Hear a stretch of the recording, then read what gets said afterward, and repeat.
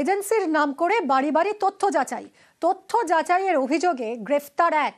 পূর্ব বর্ধমানের ঘটনা। পূর্ব বর্ধমানের কাটোয়ায় বিভিন্ন গ্রামে সমীক্ষা চালাচ্ছিল এই ব্যক্তি। আধার, ভোটার, জন্ম সার্টিফিকেটের তথ্য চাওয়ার অভিযোগ, তথ্য না দিলে চাপ দেওয়ারও অভিযোগ।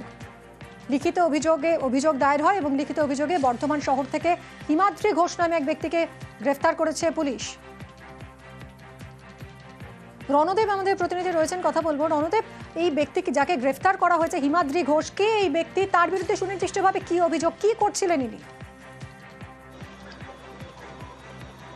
হ্যাঁ দেখুন, যে অভিযোগটা পাওয়া গেছে পুলিশের সূত্র থেকে সেটা হচ্ছে এই ব্যক্তি আরও সঙ্গে তিনজন ছিল, চারজন নিয়ে কাটোয়া শহরের মণ্ডলপাড়া এবং কাটোয়াপাড়া সহ কিছু গ্রামে, করজগ্রাম এলাকায় এরা বাড়ি বাড়ি তথ্য সংগ্রহ করছিল এবং বাড়িতে গিয়ে তাদেরকে দাবি ছিল যে আধার কার্ড, ভোটার কার্ড এবং তার সঙ্গে জন্ম শংসাপত্র এবং জমির দলিল যে দেখাতে চাইছিল না তাদের উপরে এরা চাপ সৃষ্টি করছিল যে এরা নাকি এনআরসির জন্য এসছে এবং কাউকে বলছে এরা নির্বাচন কমিশন থেকে এসছে।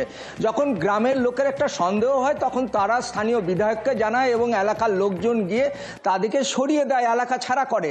পরে কাটোয়া থানার পুলিশ এটা তদন্ত শুরু করে একটি ফোন নাম্বার পাওয়া যায় যেটা হিমাদ্রি ঘোষ, এবং তাকে বর্ধমান শহরের শ্রীপল্লী এলাকা থেকে যে গভীর রাত্রে গ্রেপ্তার করা হয়। সঙ্গে দুটো ল্যাপটপ এবং একটি মোবাইল ফোন পাওয়া গেছে এবং পুলিশ সূত্রে যেটা জানা যাচ্ছে যে হিমাদ্রি ঘোষের সঙ্গে আরও চারজন ছিল। ধন্যবাদ রণদেব।